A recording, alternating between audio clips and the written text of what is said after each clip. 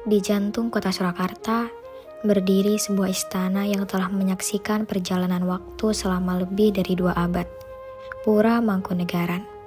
Tempat ini bukan sekedar destinasi wisata sejarah, tetapi juga gerbang untuk mengenal kekayaan budaya Jawa yang masih hidup hingga kini. Melangkah di bawah pendapa ageng yang megah, disambut oleh keindahan arsitektur yang syarat filosofi keseimbangan antara manusia, alam, dan semesta. Di balik dinding istana ini, tersimpan warisan yang tak kalah berharga, batik Mangkunegaran.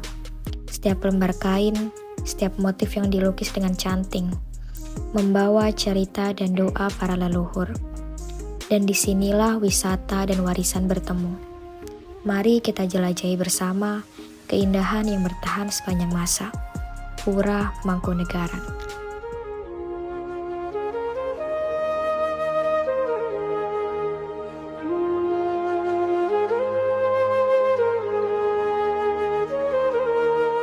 Halo teman-teman semua, pada kesempatan kali ini kelompok kami akan mengulik sejarah perkembangan Pura Mangkunegaran, mengenai batik perkembangan Mangkunegaran, dan juga bagaimana akhirnya Pura Mangkunegaran menjadi salah satu tempat wisata bersejarah di Surakarta.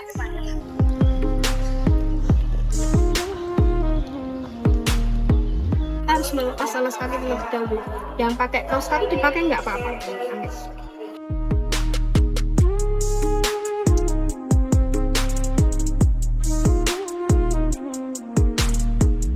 Selesai tahun 1866, kurang lebih membangun Pura Mangkunegaran selama 108 tahunan. Tapi secara bertahap guys, step by step. Otomatis ini sudah ke 269 tahun Pura Mangkunegaran berdiri. Untuk pangeran yang pertama adalah Raden Mas Said.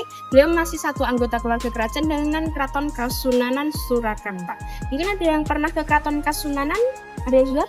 Kalau Keraton Kasultanan, ada yang sudah pernah belum? Ya, Mangkubono, Raja di Jogja, tapi kita sering menyebutnya dengan nama Sultan dan Pura Pakualaman, Pangeran di Jogja. Di Solo juga ada 2, yang pertama Keraton Kasunanan, Raja di Solo, dan Pura Mangkunegaran, Pangeran di Solo.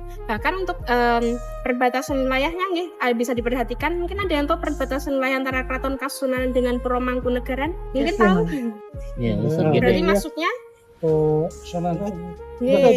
Nah, jadi bingung nggih. Mbak Em tahu yang pernah ke Pasan Desa kan? Nggih, masuknya ke Kasunanan. Kemudian ada yang tahu stasiun Solo Balapan? Oh ya, Berarti masuknya Mangkunegaran. Karena belakang bangunan ini pasti kurang Oh lebih ya, kurang lebih seperti itu. Jadi otomatis sisi selatan rel masuk area Kasunanan, sisi utara rel masuknya Pura Mangkunegaran. Jadi patokannya bukan jalan Selamat Riyadi tapi rel kereta apinya. Kurang lebih seperti itu. Jadi Pura Mangkunegaran terdapat 3 bagian utama. Kita memasuki bangunan utama yang pertama, namanya adalah Pendopo Ageng. Jadi Pendopo Ageng ini digunakan untuk penobatan raja, pernikahan anggota keluarga kerajaan, dan acara kesenian yang lainnya. Kemudian untuk marmernya ini dikarena Italia, marmer yang terbaik di dunia. Warna aslinya sebenarnya putih nih, mungkin yang seperti ini bisa berubah menjadi kecoklatan karena ada banjir tahun 1966 di kota Solo, membuat ini terendam selama 1 minggu setinggi 2 meter.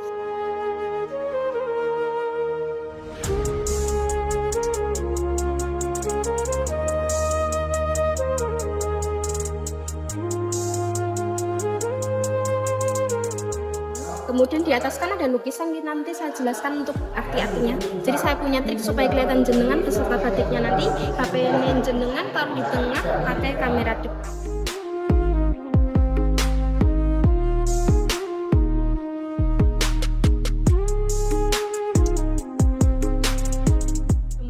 Sebelah kanan ini dinamakan Kiai Pursari, dimainkan setiap hari Rabu jam 10 sampai 12 siang dengan latihan menari di Pendopo Ageng.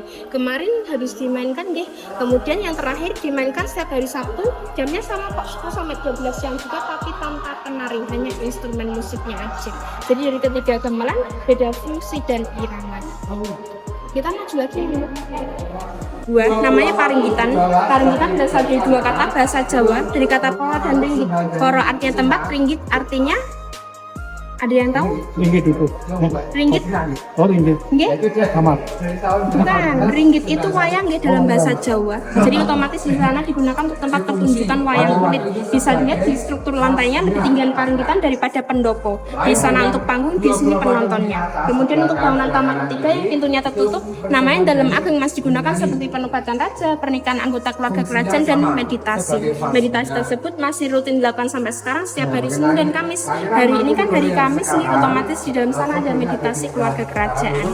Jadi supaya tidak terganggu waktu meditasi, kita tidak diperkenankan untuk masuk lagi ke dalam ageng karena untuk menjaga privasi keluarga. Takutnya terganggu pengunjung seperti itu. Kemudian paling atas ada mahkota, kemudian di bawahnya ada tulisan, mungkin ada yang tahu tulisan apa saja? Dua huruf, mungkin agak maju lagi nggak apa-apa, hati-hati. 9 waktu dinobatkan pertama kali tahun 1988. Beda usianya Mawar, kemudian otomatis sisi kanan ada permaisuri Mangkunegara ke-9 berpasangan. Kemudian ada juga lukisan Mangkunegara ke-7, otomatis sisi kanan permaisuri ke-7. Ada Mangkunegara ke-8, Mangkunegara M dan N. Nah, Mangkunegaran nggih, kemudian ada juga 1866 tahun selesai Mangkunegaran dibangun. Kemudian ada juga merah putih. Merah putih tapi waktu itu Indonesia belum merdeka nggih. Otomatis itu dikaitkan antara laki-laki dan perempuan. Jadi mohon maaf, merah itu untuk darah menstruasi perempuan, putih spermanya laki-laki. Kalau kita kupas ke zaman sekarang nggih kayak gula kelapa Pak. Jadi mohon maaf kayak gula Jawa warnanya kan merah kecoklatan, gula pasir warnanya putih. Kemudian ada juga sebelahnya ada kapas untuk pakaian. Sisi kanan kan padi yang masih muda, jadi terbelah padi semakin berisi semakin merunduk. Sama seperti warna bangunan di Pura Mangkunegaran, tapi diperbarui warnanya oleh Mangkunegara ke-9 kemarin tahun 2017 kalau tidak salah.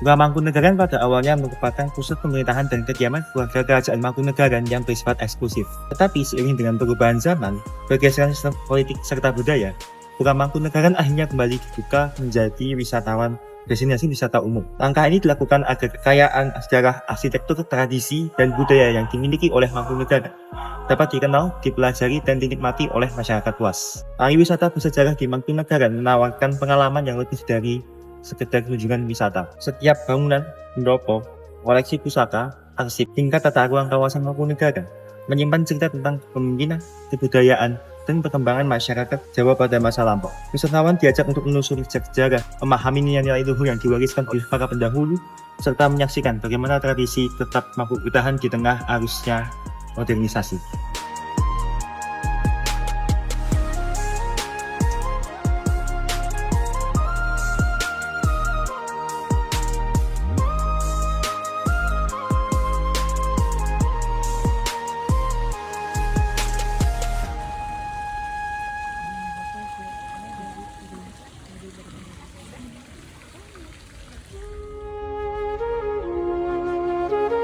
Jadi misal pas yang dipakai oleh keluarga kerajaan, kita sebagai wisatawan tidak bisa masuk ke atasnya karena ini namanya Balai Lamun. Jadi dulu digunakan tempat bersantainya putri kerajaan.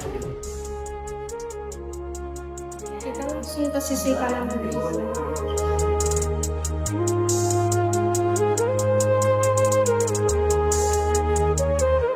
Luas digunakan juga untuk mengecek makanan juga bisa. Jadi misalnya keluarga sudah makan, kita sebagai wisatawan kan tidak mungkin bolak-balik untuk mengecek makanan. Nanti triknya ada seseorang yang kemudian ada foto dari Mangkunegara ke-9 beserta saudaranya beliau. Kemudian yang terbaru adalah Mangkunegara ke-10.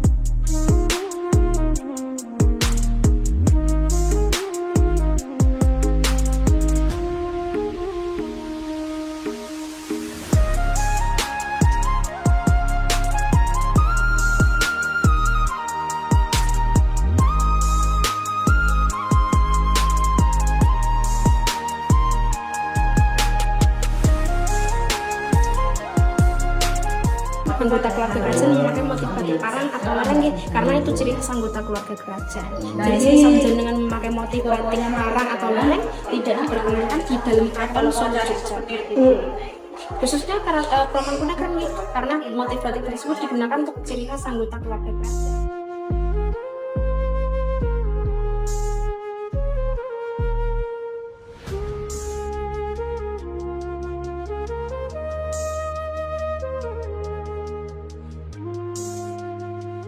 Mbak, kalau boleh tahu apa kaitan batik dengan Pura Mangkunegaran? Ya, jadi batik itu adalah ciri khas identitas anggota keluarga kerajaan nih. Jadi kita tidak bisa memakai motif batik parang, lereng ataupun bludru. Jadi kalau misal jenengan mau main ke Pura Mangkunegaran, tidak diperkenankan memakai motif batik tersebut. Karena itu adalah salah satu ciri khas anggota keluarga kerajaan. Jining diri kan ono ing wati, jining busana ono ing jadi misal kalau jenengan laki-laki nggih, jenengan berpakaian layaknya seperti laki-laki, kalau yang perempuan layaknya sebagai perempuan. Ya. Sebelumnya namanya siapa dan dari mana? Oke, perkenalkan nama saya Vina dari Banyumas. Oke, aku izin aja ya kak. Nah yang pertama nih, apa sih yang bikin kakaknya nih tertarik untuk datang ke Mangkunegaran ini? Yang pertama itu karena suka sejarahnya, terus tempatnya juga bagus. Selain itu karena apa ya? Karena menarik aja. Kakaknya sendiri? Enggak sama keluarga. Terus sebelum kakaknya kesini, apa kakaknya udah tahu kalau Mangkunegaran ini punya batik yang khas dari kulturnya gitu? Udah tahu belum? Belum. Oh, gitu. Emang kesini untuk cari tahu juga sama Ya, biar tahu sejarahnya. ya. Terus menurut kakak apa batik di Mangkunegaran ini jadi salah satu daya tarik nggak sih kak? Ya. Jadi ikon gitu. Ya. Terus menurut kakak bagian mana yang paling menarik pas kakak datang ke sini? Kalau menurut aku bagian yang paling menarik itu yang di pendopo. Oh iya. Karena itu juga katanya kan salah satu pendopo terluas di Indonesia. Menarik dengar sejarahnya. Oh iya. Yang terakhir nih kak, ada nggak sih saran biar batik dan pariwisata di Mangkunegaran ini semakin berkembang dan masyarakat-masyarakatnya jadi makin minat gitu untuk datang ke sini? Karena ini kan udah di era digital ya. Ya, mungkin bisa dikembangkan lewat sosial media supaya semua orang tahu lebih. Ini Ya. menarik. Makasih banyak ya kak untuk Ya, waktunya. Oke ya kak.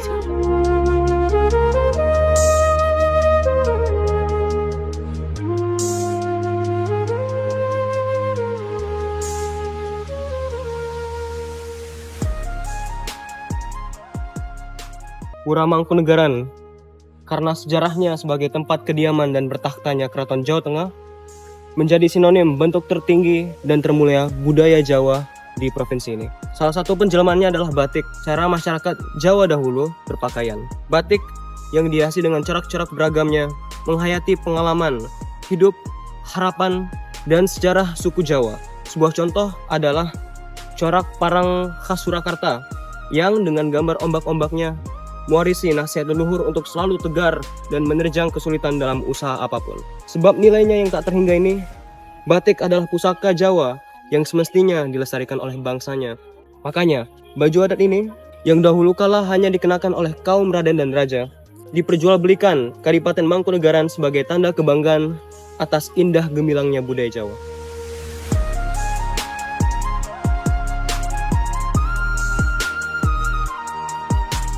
Setelah menyaksikan peran yang dipikul Pura dan mendengar pandangan pengunjung setempat, kita dapat lihat betapa pentingnya kehadiran batik bagi Mangkunegaran. Tidak bisa dibantah bahwa tak peduli seseorang dari suku, bangsa, atau asal-usul apa, batik di sini adalah bagian dari identitasnya sebagai wong Jawa. Dengan menyatu padukan pelestarian warisan batik dan pengembangan pariwisata budaya, Pura Mangkunegaran saat ini sedang membangun masa depan yang berkelanjutan sembari menjaga peninggalan leluhurnya. Jadi, batik menjadi lambang identitas dan pariwisata menjadi sarana untuk menurunkan nilai-nilai budaya itu pada anak cucu kita di masa mendatang. Oleh karena itu, batik dan pariwisata akan terus menjadi mata pencaharian Mangkunegaran Surakarta yang menatap cerahnya masa depan dengan tetap berpijak pada adat istiadat dan kebanggaan budaya bangsa.